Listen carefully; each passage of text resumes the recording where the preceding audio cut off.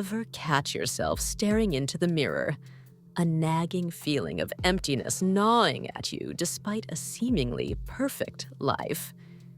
It's a disconcerting experience, but you're far from alone.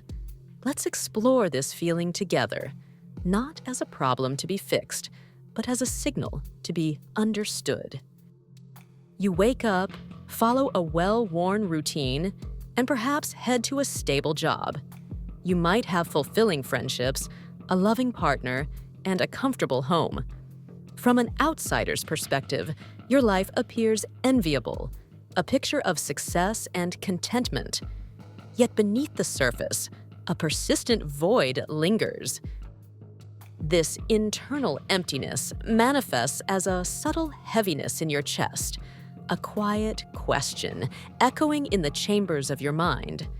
Why do I feel so empty inside? It's a feeling that can be both isolating and confusing, especially when societal narratives tell us we should be happy.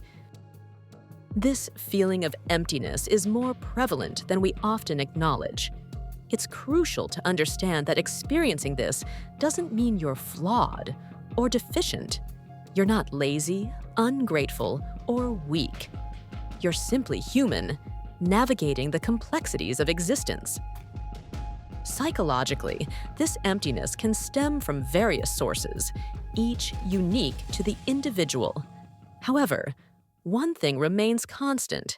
It's a signal, an internal communication, not a defect. It's your mind's way of prompting you to pay attention to something important. If we learn to listen to this signal, rather than suppressing it with distractions or self-criticism, we can embark on a transformative journey towards something far more profound: authenticity. This journey involves peeling back layers of conditioning and rediscovering our true selves. Let's delve into the potential roots of this feeling and explore practical steps we can take to cultivate a more fulfilling and authentic life. This isn't about finding a quick fix, but about embarking on a path of self-discovery and growth. From our earliest years, many of us are conditioned to prioritize safety above all else. We're taught to be cautious, to avoid risks, and to seek external validation. We learn to adhere to the rules, both explicit and implicit, set forth by our parents, teachers, and the broader culture.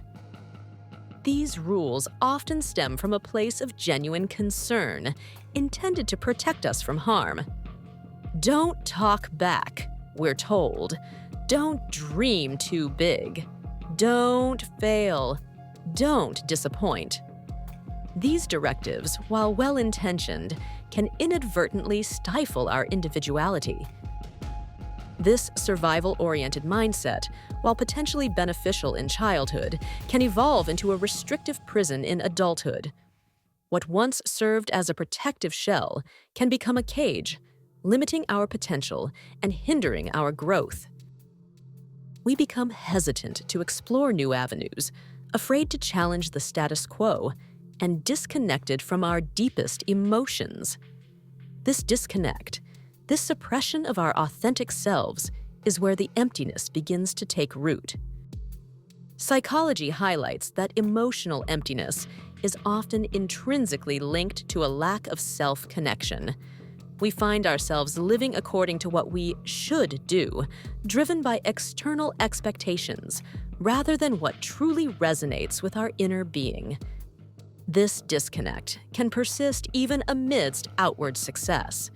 It's entirely possible to achieve goals, amass accolades, and still feel profoundly lost. If those goals weren't born from our own genuine desires, but rather from the expectations of others, no amount of achievement will ever truly fill the void. Reflect on your own life. Have you ever made a significant choice primarily to please someone else? Have you accepted a job to gain someone's approval, even if it didn't align with your passions? Have you silenced your own needs and desires to avoid conflict or maintain harmony? These are learned behaviors, often deeply ingrained in our subconscious. and they frequently contribute to the development of 4 common coping patterns that, ironically, reinforce the very emotional emptiness we're trying to escape. Let's examine these coping patterns in greater detail, understanding how they perpetuate the cycle of emptiness and hinder our journey toward authenticity. Recognizing these patterns in our own lives is the first step toward breaking free from their grip. The first pattern is avoidance. When we harbor a deep-seated fear of failure, rejection, or even success, we tend to avoid making choices altogether. We become paralyzed by overthinking, succumb to procrastination, and remain stuck in a state of perpetual indecision. However, it's crucial to recognize that not choosing is, in itself, a choice. And it's a choice that typically leads us further away from the life we truly desire. Avoidance creates a sense of stagnation, preventing us from experiencing growth and fulfillment. The second pattern is people-pleasing, also known as hyper-adaptation. This involves consistently prioritizing the needs and desires of others above our own. We say yes when we desperately want to say no, and we sacrifice our own peace of mind to avoid disappointing someone else. Over time, this constant self-sacrifice erodes our sense of identity. We begin to lose touch with our own wants and needs, having spent so long trying to be who others need us to be. This can lead to a profound sense of emptiness and a feeling of being lost in the shuffle. The third pattern is distraction. We immerse ourselves in work, endlessly scroll through social media, binge-watch television shows, or engage in constant busyness. These activities aren't necessarily fulfilling in themselves, but they serve to numb the discomfort we're unwilling to confront. Distraction, in and of itself, isn't the core problem. It's what we're avoiding beneath the surface that truly matters. What emotions are we suppressing? What fears are we running from? What unmet needs are we ignoring? And finally, there's victimhood. This mindset convinces us that our unhappiness is always someone else's fault. We blame our boss, our parents, the economy, or the past for our current circumstances. While it's true that external factors can significantly impact our lives, the danger lies in relinquishing all of our power. We forget that even when we can't control everything that happens to us, we can still choose how we respond. We can reclaim our sense of agency and take ownership of our lives. So, what's the solution? How do we break free from these patterns and begin to fill the emptiness within? There is no magic bullet, no instant cure, but there is a path, a journey of self-discovery that leads toward greater authenticity and fulfillment.